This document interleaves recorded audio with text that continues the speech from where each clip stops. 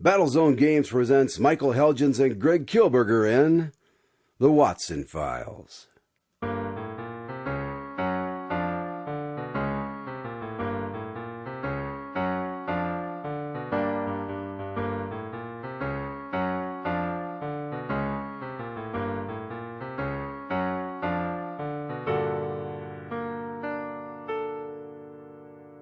Battlezone Games invites you to join Dr. Watson for another exciting adventure with his good friend Spencer Holmes.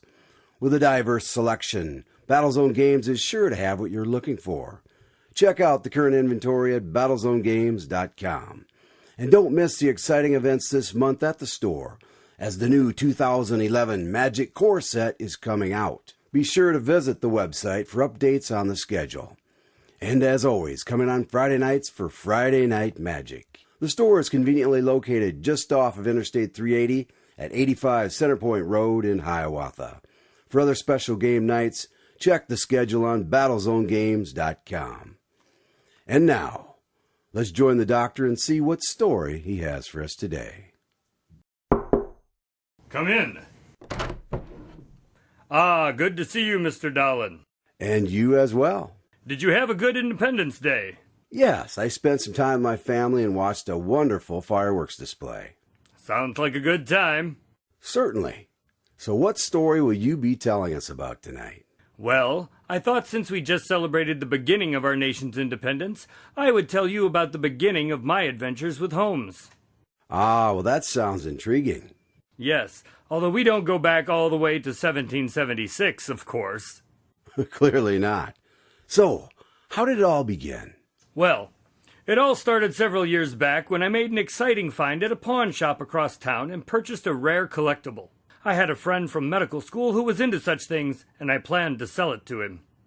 However, he didn't seem to think it was as valuable as I did. David, I don't understand. You did see it was signed by Babe Ruth, right? I thought you'd be excited about this. Yeah, I would be if it was genuine. What do you mean? That's a fake. You don't know that. Yes, I do. I've seen many of these floating around, and they're all fakes. Just because most of them are fakes doesn't mean that this one is. I'll tell you what. Take the ball over to a guy I know and see what he thinks. If he says it's real, that's good enough for me. All right. Who is he? His name's Spencer, and he lives at 221 Cook Avenue, apartment B. It's not far from here.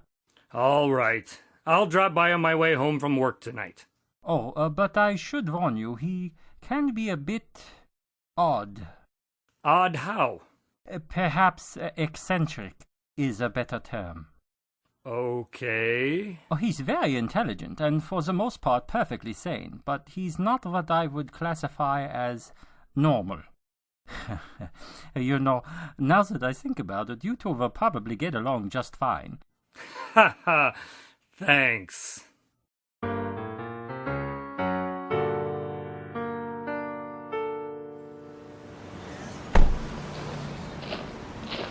Let's see.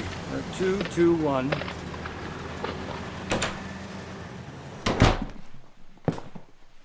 Apartment A. Apartment B. Here we are. What the devil?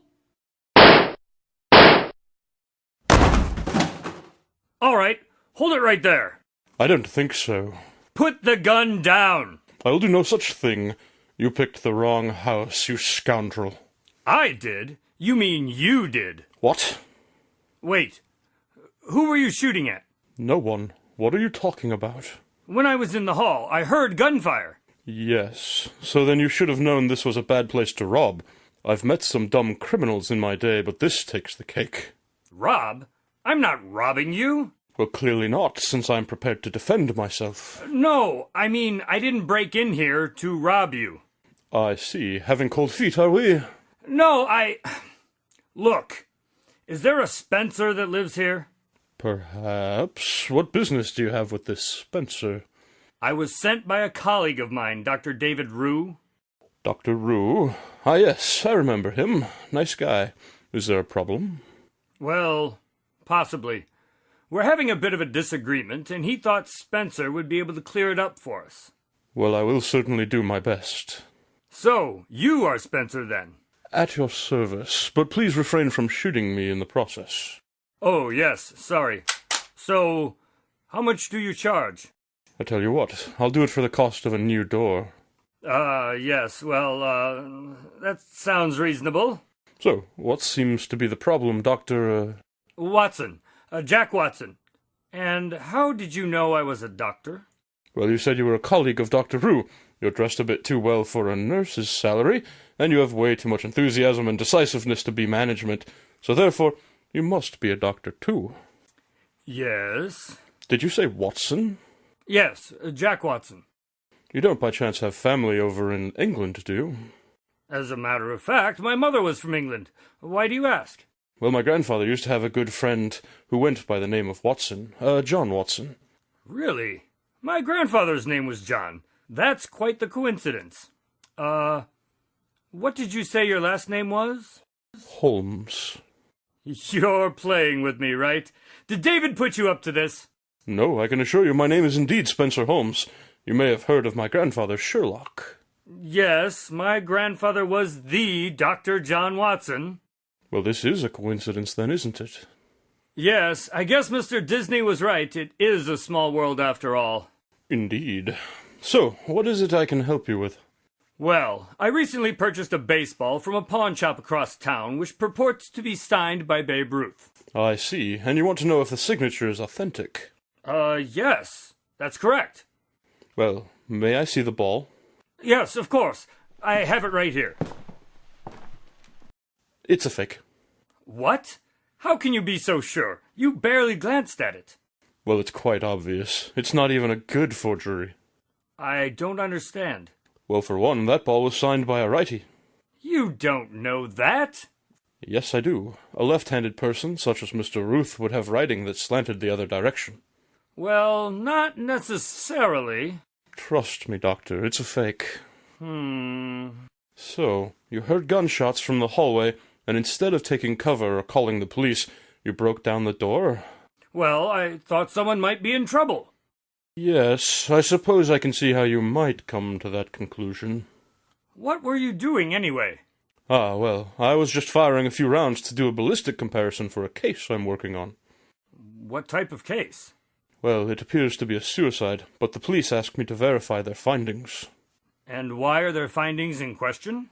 Well, the deceased was Mr. Van Buren, the owner of several banks here in town. Yes, I remember seeing that in the paper. There was quite a bit of controversy surrounding his sudden departure, as I recall.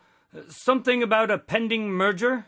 Yes, he was working out a deal to sell one of his banks, against the wishes of many of his investors. So the police suspect foul play, then?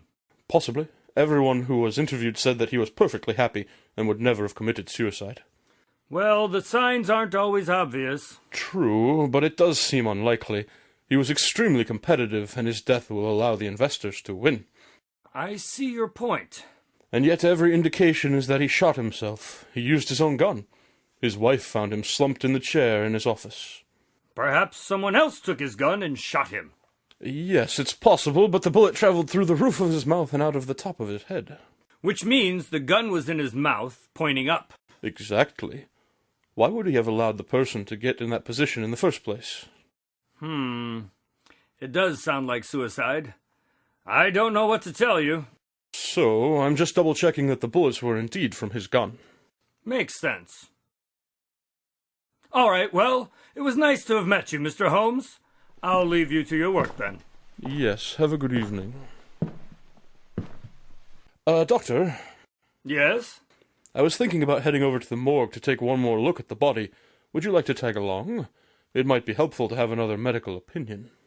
I don't know. I'm not really an investigative kind of guy. Plus, I haven't eaten yet. I left some chicken breasts out to thaw and, Oh, come on. I'm sure our grandfathers would be happy to see us work a case together. Yes, I suppose that's true. All right, sure. It might be interesting. Great. Let me get my hat.